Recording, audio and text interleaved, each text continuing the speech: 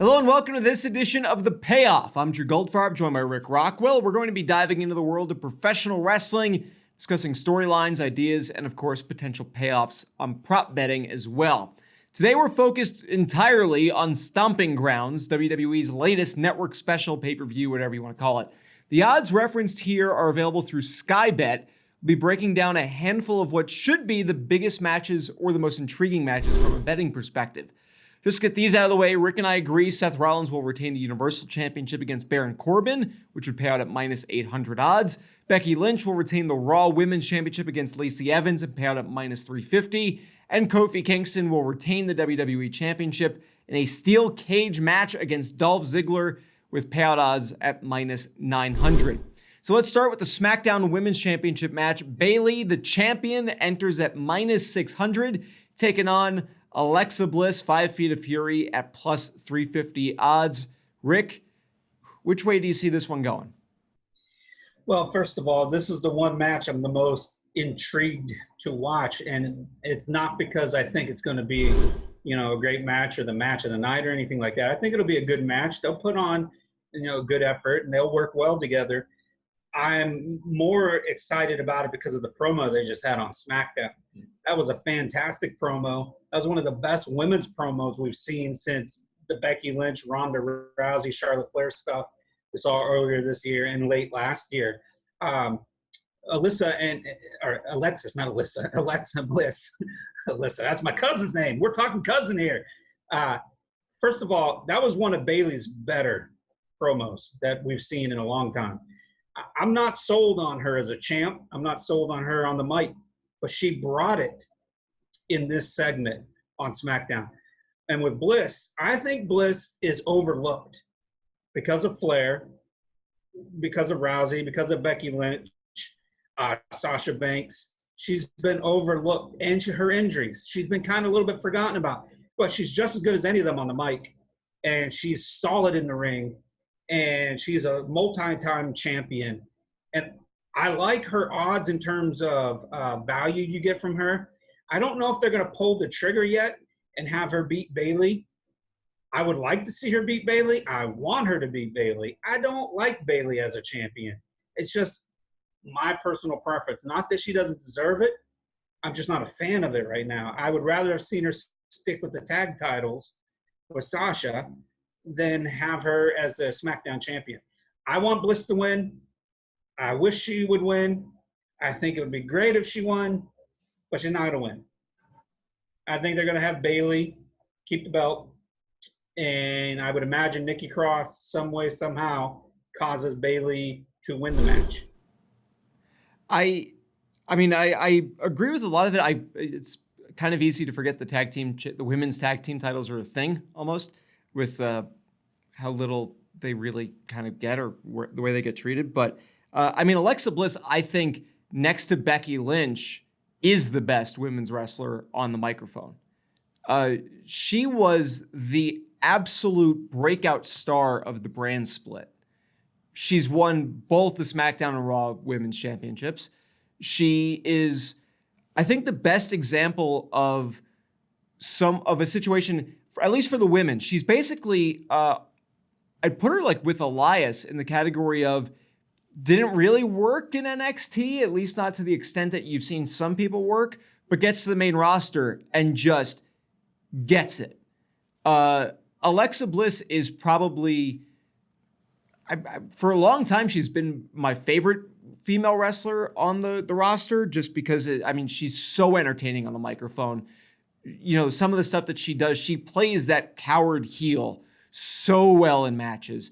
The shriek against Nia Jax in the WrestleMania match that they had a couple of years ago or a year and a half ago was like one of my favorite moments from that show because it was just so hilarious and fitting and awesome and all that stuff. I agree that the odds are kind of nice for Bliss, but I think Bayley retains. I don't think they were going to do the hot potato they did with that championship at Money in the Bank for Bayley to lose very quickly and to someone that isn't one of the four horsewomen. I just don't see that happening. Bliss is a great challenger. Love seeing her with the championship. Happy to see her back in a high-profile match in the ring because of all those injuries that she went through. But yeah, I've got to pick Bayley to win as well. United States Championship match we'll go to next. Samoa Joe defending -275. Ricochet, the challenger, +200. Rick, which one are you going with for this one? Once again, I wish, the challenger would win the title. One of the complaints that a lot of fans have with the WWE is how they've handled Ricochet since they brought him up in NXT. He's easily one of the most unique and exciting superstars that they have. He was in NXT. He was on the Indies. He was in Lucha Underground. He's exciting wherever he's been. The problem is that WWE doesn't quite get him or how to use him properly on the main roster. It seems like when he's got some momentum going, then they do something stupid with him. Or when he's got a good feud going with Cesaro, then the feud's over with. Like, they put on one of the best Raw matches this year a couple weeks ago. They could have had a really great feud, especially if they feuded for like the U.S. Championship belt or something like that. I like Samoa Joe. I'm a fan of Samoa Joe. I've been a fan of Samoa Joe since Ring of Honor, and definitely in TNA when he came in there and he helped change the landscape of the company and pro wrestling with his feuds with Styles and Kurt Angle and stuff. I don't have a problem with him being champ. I just think for the sake of Raw and the sake of Ricochet and potentially more exciting feuds, put Ricochet with the belt. He's one of those wrestlers where him chasing a title is not as significant as him keeping a title. Seeing all the stuff that he would do to keep the belt would be more exciting than seeing him chasing after the title. Second of all, he just won the opportunity to go after the title on Raw in a match that was pretty good. I would give them credit. That was not a bad match. I thought, they kind of took the cop out with how they got Strowman out of there. What Cesaro did when he picked him up and slammed him was amazing, but Cesaro's amazing. Once again, a superstar that they don't do half the stuff they could do with that guy. With that said, I would love Ricochet to win this match. I think he should win this match. But like with Bliss, he's not winning this match. Samoa Joe just got out back. I think Joe's going to retain here. Maybe we can get a feud that goes a couple of weeks, couple months, whatever, and then Ricochet can get it maybe at SummerSlam or something. But I think Ricochet should be the U.S. champ. I think he's one of those superstars where the secondary belt will elevate him more or make him more credible. Samoa Joe doesn't need the secondary title. He should be feuding with Seth Rollins, not Baron Corbin. Should be Samoa Joe up in that spot. I agree with you because I was going to pick Joe. When I went through and I was like, all right, this is who I think is going to win, yada, yada, yada. Got all of that. I had Joe down as winning. And then I realized that I had literally every champion retaining. So this was the match that I was like, you know what? I don't think it's possible that for an actual network special pay-per-view, not, forgetting the fake didn't happen until it's like the week of Saudi Arabia ones. They've got to do some kind of change. I don't know how long it's been since WWE has done a pay-per-view or network special where there was no title change at all on the card. What I would say is that the unfortunate thing is that I think that Samoa Joe's a guy who probably should have had a long run with a championship of some kind at some point at the Raw SmackDown level since he got called up, but hasn't really had the opportunity to. So it kind of sucks to see these two matched up where either you're going to shortchange Joe on his run or you're going to have Ricochet lose a match again for a secondary title. Where does he go from there kind of situation? I'm picking Ricochet to win. I think that actually the point that you made about Joe should be chasing Rollins makes a lot more sense, and he's not going to do that if he's the United States champion. We have seen it. John Cena, Seth Rollins, United States champion in the WWE, or I think it was WWE Championship then, not the Universal title. But I'm going to go Ricochet. It might be a little bit heart over head, but I had to pick one of the champions to lose because, as I said at the beginning, we don't see Becky Lynch losing. We don't see Baron Corbin beating Seth Rollins. We don't see Kofi losing to Dolph. We've already picked Bayley to retain against Alexa Bliss. So somebody's got to lose the title. I don't think they're going to count a Cruiserweight Championship title change as being like, yeah, that's enough. So I'm going with Ricochet to win. That's my pick. Kind of a little bit by default, a little bit because I really would like to see him with a championship belt. I was saying, so would I. I agree. I would like to see him with the belt. I just don't see it happening this week. Oh, we will find out on Sunday. SmackDown Tag Team Championships are on the line. Daniel Bryan and Rowan defending -350 against Heavy Machinery +250. One of the more entertaining groups in WWE. Rick, which side do you find yourself on this one? Are you having a title change hands at this Stomping Grounds pay-per-view, or are you going champions retaining all the way through? No, you know what? I actually was going to go with Heavy Machinery here to pull off the upset. And because, they've been doing a good job on SmackDown making Heavy Machinery seem a little more important and stuff. Daniel Bryan and Eric Rowan as the tag champs hasn't really gone over. Hasn't done anything for the belts.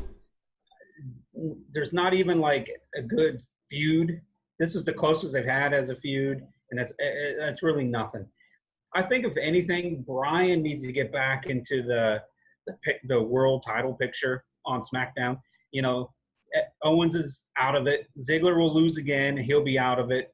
So why not have Daniel Bryan go back after the title? He doesn't even have to cause his tag team to lose the match. Eric Rowan could get take the pinfall, and Heavy Machinery wins. I think for the tag team division itself, it would be more important to have Heavy Machinery win with the belts, and it'd be a little more surprising that they win so soon in their first SmackDown tag title, match on a pay-per-view and stuff. Like you were saying, one title most likely has to switch hands because we don't see a clean sweep. This was the match where I felt there was more of a chance that a tag title could switch because you know what? They switch tag titles all the time. It's one of the belts that changes hands more frequently than anything else other than the 24/7 title. And if that ends up on the pay-per-view, well, we know that one will change hands at some point. With that said, I like the possibility here. I like the betting odds. I like the betting value. And because I think all the other champs are going to win, this was the one for me by default that I thought the titles would change hands. I think Heavy Machinery deserves it. I think they need to shake up the tag team division a little bit, have new champs. They're the team that the fans seem to get behind because of Big Boy doing all his gyrations and hip thrusts and all that good stuff. Daniel Bryan really needs to get back into the main event scene. We saw his match for Seth Rollins, and that just reminds us he's a main event player. He's a main event wrestler. He's not a tag team wrestler. They just put him in this because they pulled him out of the world title scene so Owens and someone else could come in there and do it. And since he wasn't going to wrestle at that garbage show in Saudi Arabia because he refused to go, which makes me a bigger fan of his, it's time to get him, back in line, maybe have him as a SummerSlam opponent to Kofi Kingston. I think that big rematch, and you got to end this Kofi Mania at some point. Why not have Daniel Bryan beat him, get the belt back, and then maybe they have a trilogy fight or a rubber match later on? I kind of like that. My pick has been the one that I had made written down, Daniel Bryan and Rowan to retain. I kind of spoiled that with talking about Joe and Ricochet, but I do like that idea that Bryan could basically get back into going for the second one with Kofi. Everybody had figured that Big E would turn on the New Day when he returned. And while I'm incredibly glad that he didn't, because I still love that group, the New Day together is just so entertaining. And they're one of those groups that if they never split them up, happy. Because they've been around for years at this point and they've been entertaining and finding new ways. That said, Daniel Bryan with Rowan in his corner against Kofi Kingston with the New Day behind him in his corner. And having that potential for maybe if they were going to break them up for Big E, then to swap, and you'd have Big E and the guy formerly known as Eric Rowan behind Bryan, and it would create a monstrous stable. And at that point, you could then have Big E with Rowan, whatever they would call themselves. Plus, it would be nice to see that like reusable belt return for Daniel Bryan. That thing was gorgeous, but I'm going to just stick with what my gut was. I'm going to stick with Daniel Bryan and Rowan. I like your logic behind it, behind Heavy Machinery. I'm really entertained by those guys. I really like them. Seeing them as tag team champions would be something I'd be very happy with. I'd be happy to be wrong on this, especially if it were to lead to Daniel Bryan going after a singles title. I like Rowan being with Bryan. I think that they're better suited with Rowan as sort of the bodyguard tough guy, so that Bryan could just continue to play kind of that like a bit of the heel work that he's done throughout his career with WWE, where he can kind of be a little sneaky and he knows he's got the muscle behind him. I would like to, it's kind of like the last match where we're going over for the United States Championship, where I would like to see the challengers win in this case, but I'm just going to stick with my Bryan and Rowan pick. And if I'm wrong, I'll be happy with it. In the same way that if you're wrong about the Ricochet Joe pick, you'll be happy with it too. Well, what was funny this week on SmackDown with Daniel Bryan doing commentary for the Heavy Machinery tag team match against the B team, it was hilarious. That was probably the only time I've laughed out loud at SmackDown and I don't know how long. It's like, you know what I would do if he's coming at me with that caterpillar? And they're like, what? He's like, I'd move out of the way. And it was so amazing how he said it and the timing of it all. And it just makes so much perfect sense how everybody's thinking to themselves, why don't they just move out of the way, right? And the fact that he said that, I really hope that comes into play during this match on Sunday. I think if they could build off that a little bit, that would make some more entertainment. I hope they win the Heavy Machinery. I'm picking them to win because of what was said. But I think this could be a better match than what might be on paper. I agree. I'm looking forward to that one. Let's go to the other tag team match. We've got the other two members of the New Day that are not Kofi Kingston taking on Kevin Owens and Sami Zayn. The line here is even. Both sides are minus 120, regardless of who you've got to win. So this is a pick'em. So who are you picking for your pick'em? This is the frustrating part with the WWE. You've got who was supposed to be a main event player in Kevin Owens, reunited with Sami Zayn, and they form one of the most entertaining duos in all of WWE. Not only on the mic, but actually in the ring as well, because they're that talented. They are very talented superstars who deserve more than what they've accomplished or what they've been given so far. With that said, they keep losing. Like every week, they're jobbing out to the main event superstars or to whoever else they're going up against. Kofi or Seth Rollins seem to continue to beat either Owens and Zayn as a team or Owens and Zayn separately. It's ridiculous, to be honest. Like, that's weak booking, in my opinion. That's a lack of creativity. With that said, this is where I go back to also where I believe if Kofi were to lose here sooner than later, you can focus on the New Day going back after the tag titles. Like, Big E and Woods should be in hot pursuit of the tag belts. And at some point, even have them, every one member of the New Day have a gold around their waist. That would be great. I'm not saying it should last long, but that's what should happen. This match, though, can go either way. Like, pick'em is the perfect way to do it here, although, minus 120. They got to get their little action there. They got to make money either way. So if you're going to bet on this match, personally, I would prefer to see a double DQ and not have a winner. If I had to pick, I think New Day gets the win because it's Big E's first real big tag team match. I mean, he was involved in the other match, but I don't know. Zayn and Owens keep losing, so why not just have them keep losing? No one's going to care except their fans of those guys if they keep losing. You know what I'm saying? It's like, if you're just going to have them lose on TV every week, why would we expect them to win on a Sunday? And because of that point, I'm now even more convinced that New Day is going to win this match. I'm also picking the New Day. And to further that point, what I wanted to say, because when you were going through it, it kind of struck me.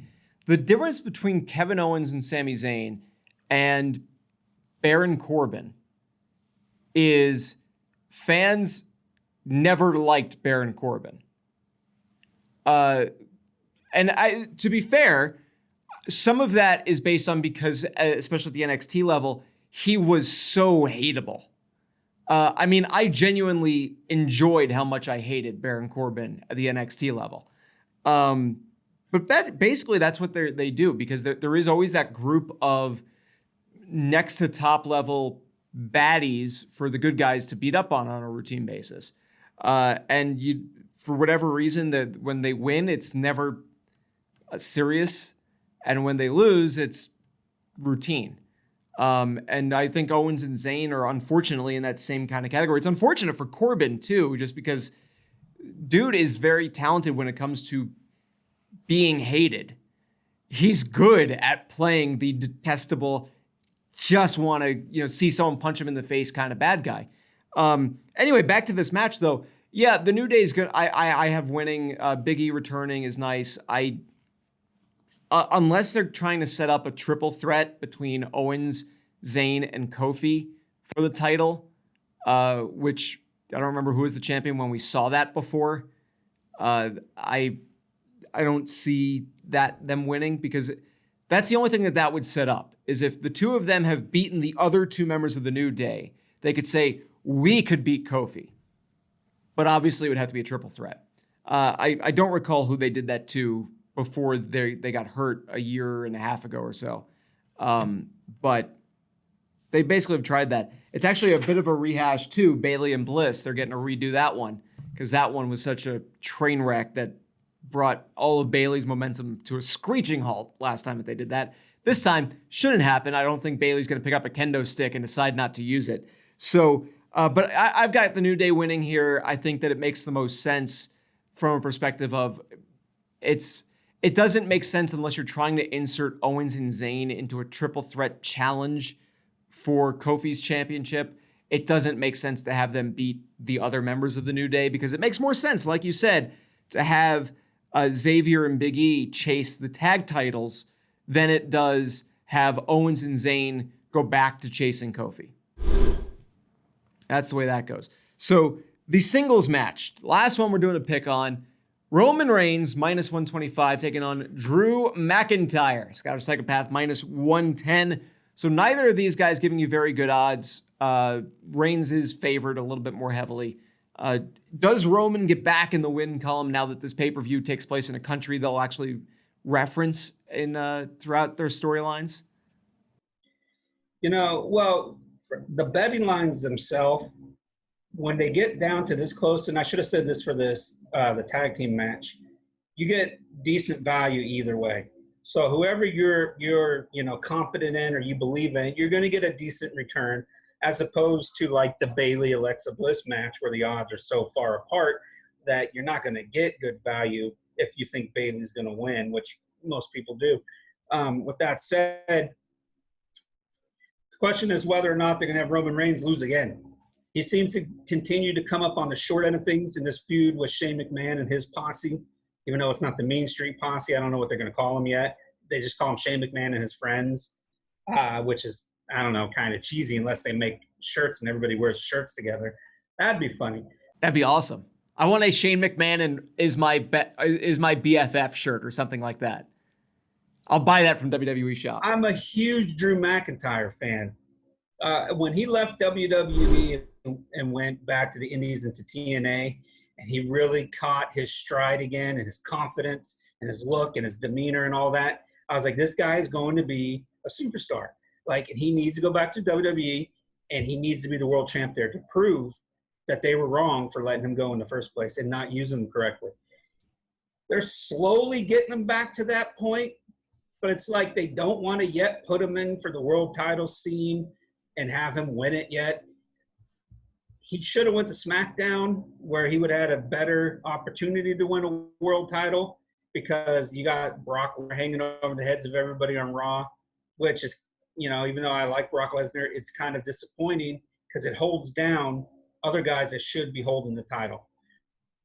So is Reigns going to lose another big event for the second time in a row? Yes or no? That's the question here. I would say this. If the WWE is going to continue to force feed us Shane McMahon, which I've read reports that he's infuriating the other talent because he's a 49-year-old part-time wrestler who, his daddy owns the company. He got everything from his dad type stuff, blah, blah, blah, blah. And he's getting the most airtime on not one, but two shows. Like, he gets the most airtime. He's in the biggest feuds on two shows. So I can see the frustration there. If they're going to keep that going, okay, then they need to have Shane McMahon interfere and have Drew McIntyre win this match, because that prolongs the feud more. That makes it seem like, man, like not even Roman Reigns is able to beat them right now. This is Superman here who beats everybody. That would give more steam to the storyline than having McIntyre lose, and then everybody's like, yeah, well, we knew Reigns was going to win. And now Reigns, what's he going to do? He's going to chase after Shane McMahon again and try and get revenge and get the victory. As opposed to having Reigns lose this match because they cheat. And now you're like, can anybody beat them now? Can anybody beat them, since Shane McMahon has all this power and he's got, the Revival and Drew McIntyre and Elias with him. And he seems to make the rules go his way, and he seems to blah, blah, blah, blah, blah, et cetera, et cetera. That would be more meaningful than just having Reigns go in there and beat Drew McIntyre. So I'm going to go with my heart here, and I'm going to hope that they give the match to Drew McIntyre. Keep this in mind. McIntyre did the job for him a couple months ago. What was it, WrestleMania? Or whatever. Yeah, was it WrestleMania they fought? Yeah, he did the job to him there. Roman Reigns came back. Everybody was all happy, excited for him. Drew McIntyre did the job. Roman Reigns should return the favor. Yeah, you can keep him looking, invincible by having Shane interfere, or even the Revival coming out and helping out, or Elias, whoever.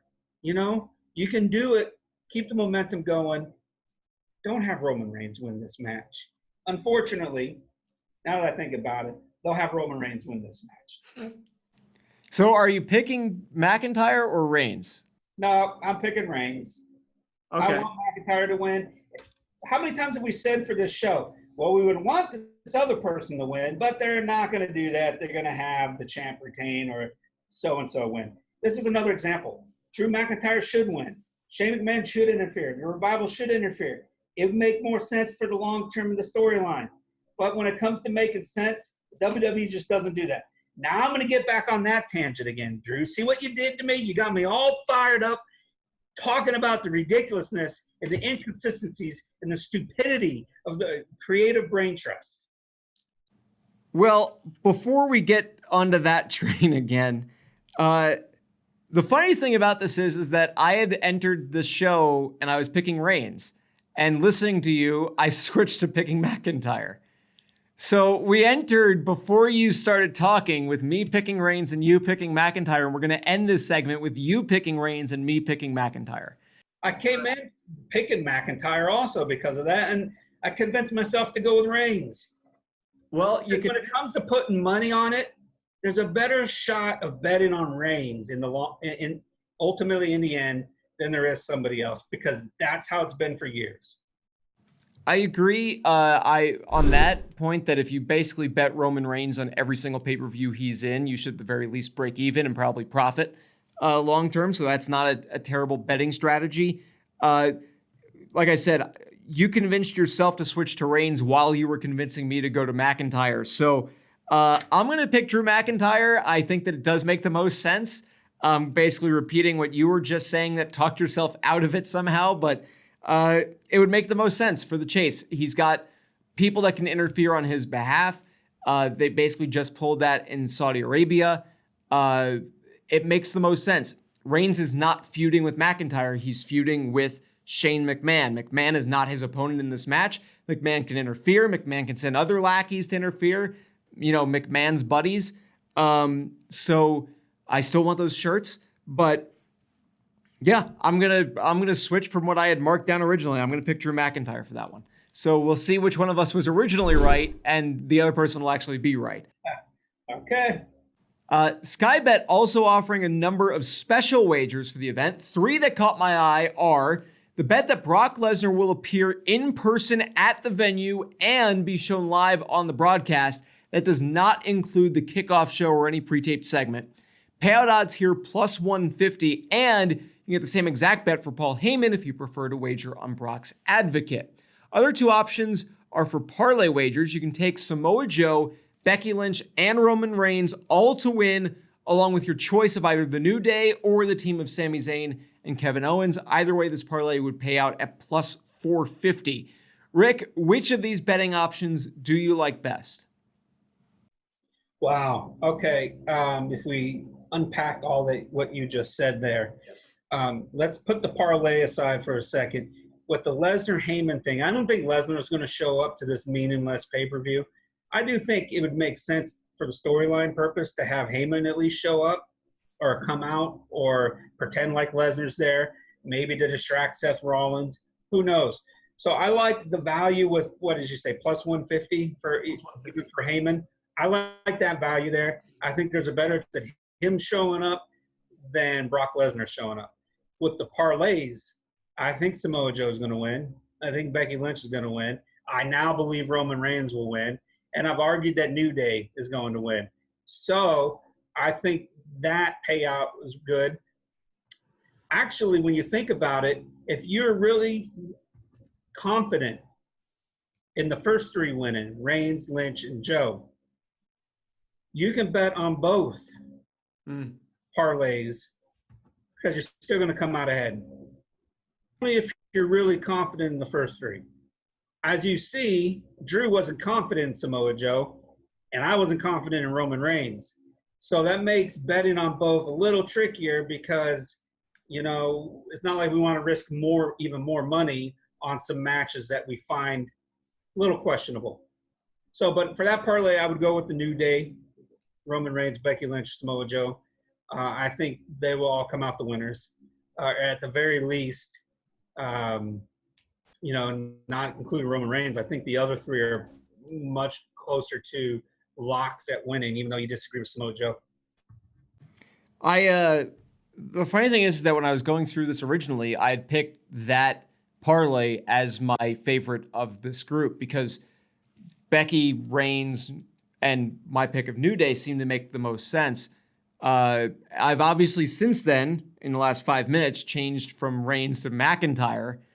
And I had also, when I went back through, I was like, well, I don't have a championship switching hands. So I went against Samoa Joe with Ricochet.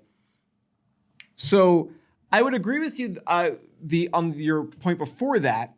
I guess my pick here would be Paul Heyman because if Lesnar shows up, I think Heyman's with him.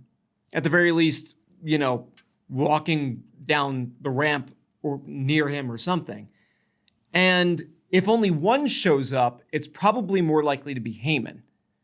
So I would go with that, although they tend to use Heyman on kickoff panels, so it becomes a little tough with that. I would say that if you're more confident in at least one of Joe and Reigns to win, and you think the other may win, I mean, Roman is in a true coin flip toss-up pick-em match, but it's close.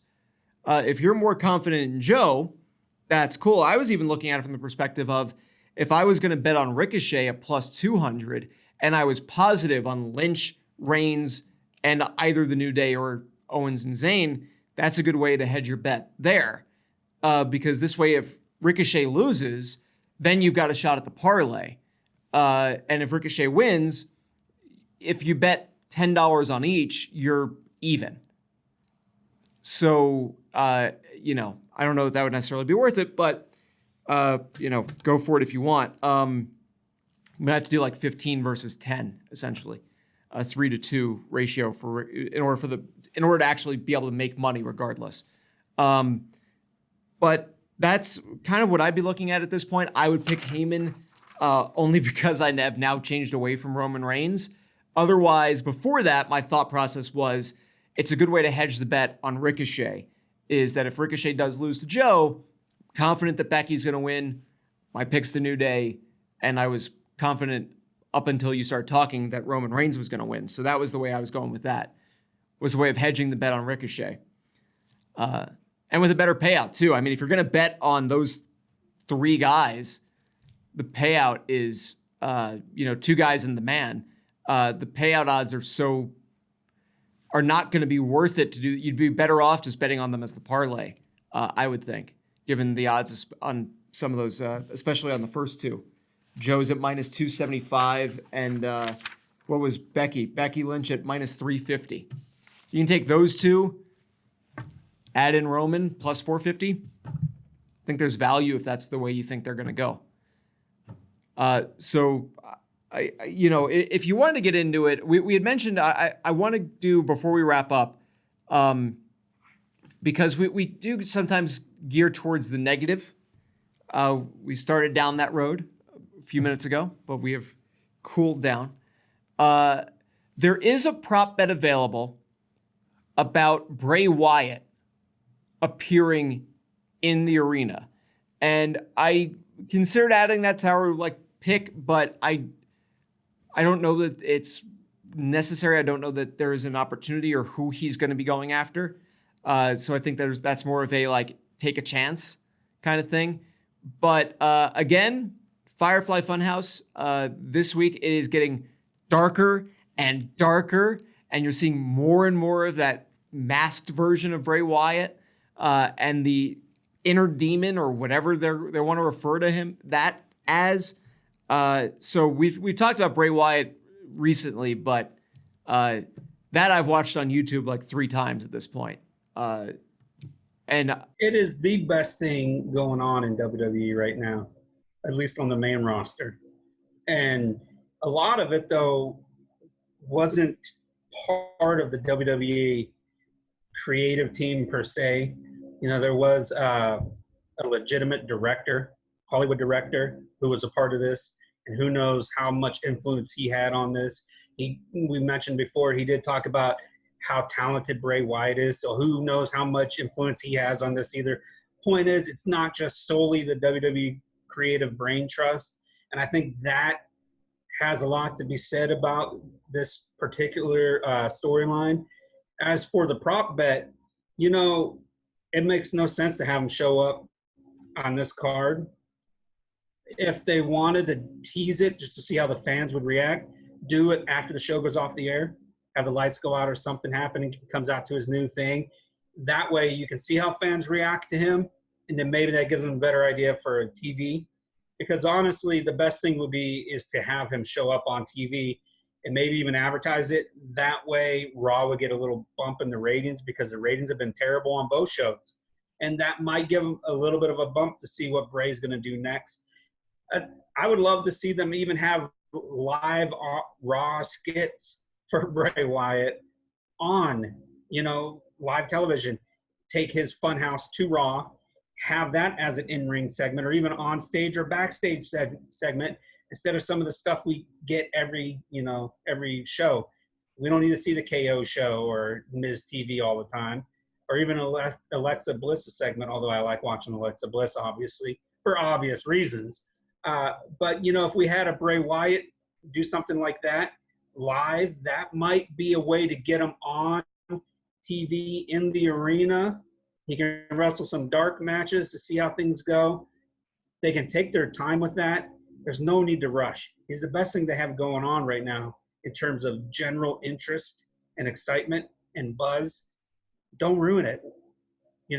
There's nothing broken here. There's nothing to fix. Just let it continue to slow burn. Let it continue to build up. Eventually do some live segments, dark matches, show up when the TV cameras are off. See how the fans respond that way. I think it's going to be interesting whenever they decide to actually have him as a wrestler again.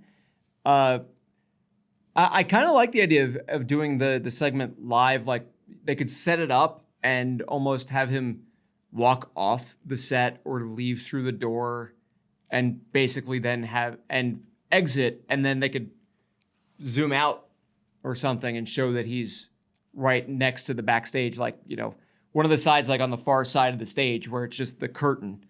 They could essentially have set it up right there, just backstage, or something. I don't know who he's going to go after. It is the most intriguing thing because it's the most unique. It's the most interesting. It is the most.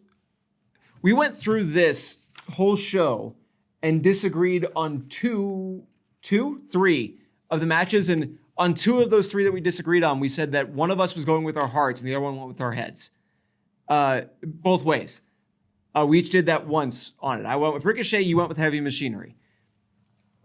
Neither of us have any clue what Bray Wyatt is going to do when he shows up, when he comes in, when they let him in. And that is why he's the most intriguing. It is the most unique. It is the most unpredictable. And I have no idea what they're going to do. I have no idea when the Firefly Funhouse turns into, you know, Let Me In and his music hits. No clue. Can you imagine him beating up other wrestlers with that big hammer? Like, that would be terrific, you know? It furthers the idea of the 24/7 championship. If R-Truth were to go in. Like if they crash the live scene, he gets mad and starts beating them, whoever's there, with the hammer. He doesn't even need the belt.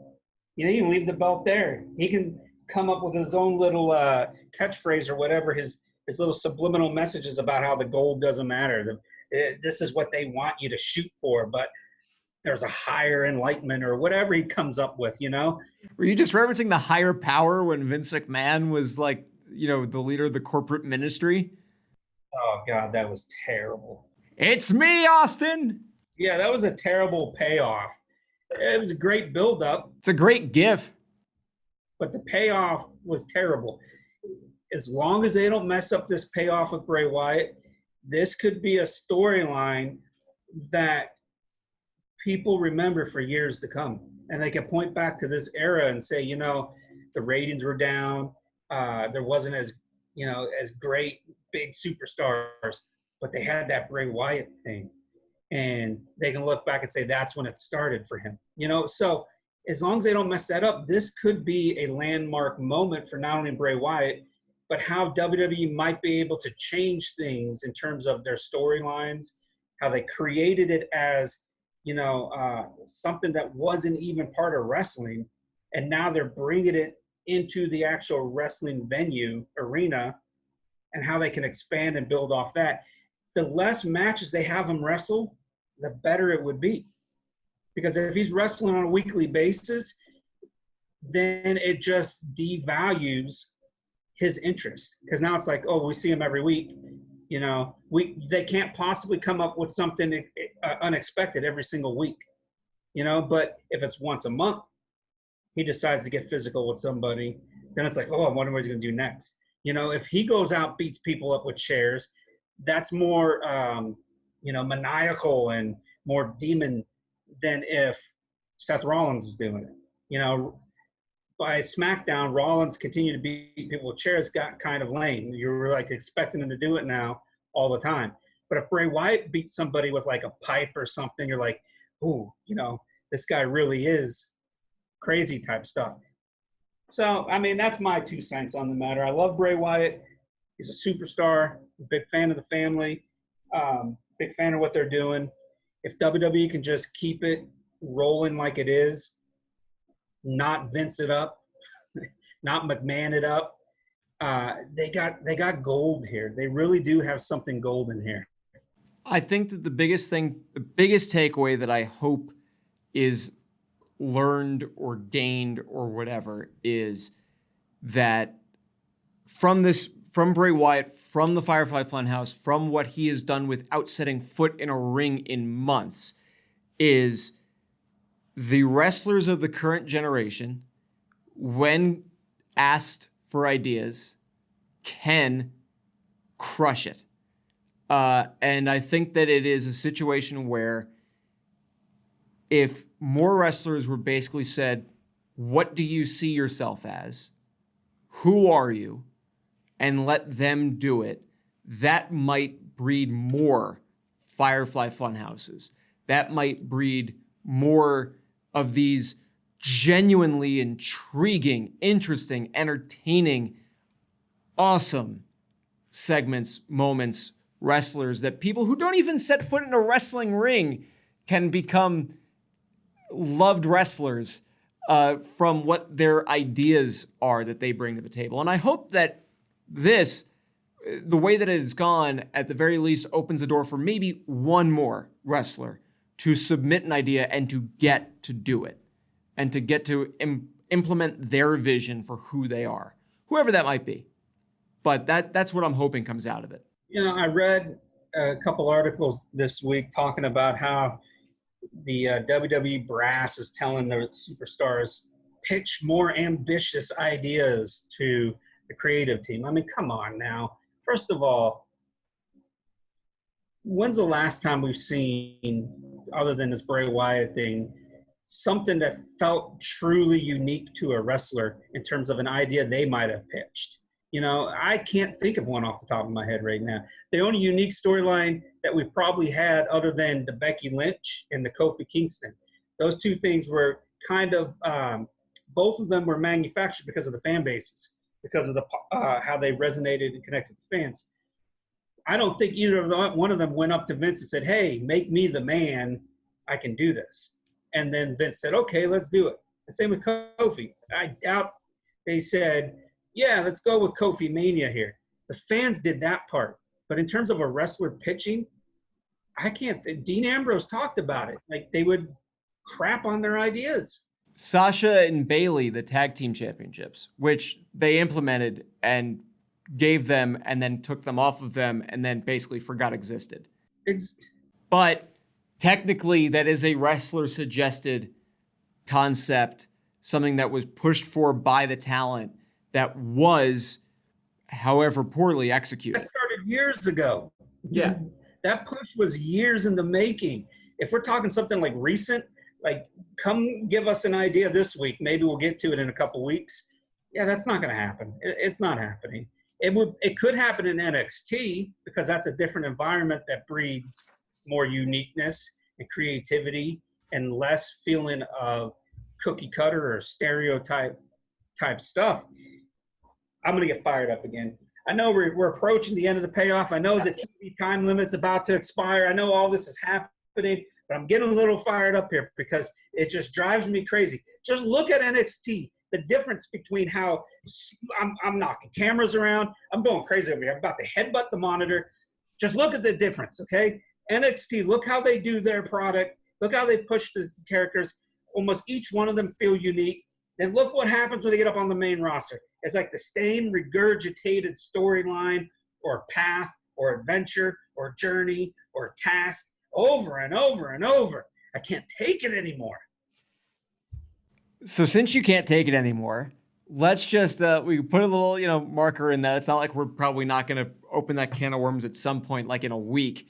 But for now, this has been the payoff. We'll have plenty more in the next episode as we discuss the storylines as they develop, random wrestling rants, and of course, bring you available betting lines for pay-per-views. Best of luck if you are betting on this weekend's pay-per-view, which of course they had to rename for whatever reason. Now Stomping Grounds, which has the most cookie cutter logo. Anyway, getting away from that, not going on a rant. I'm Drew Goldfarb. He's Rick Rockwell. Thank you so much for watching. We'll see you next time.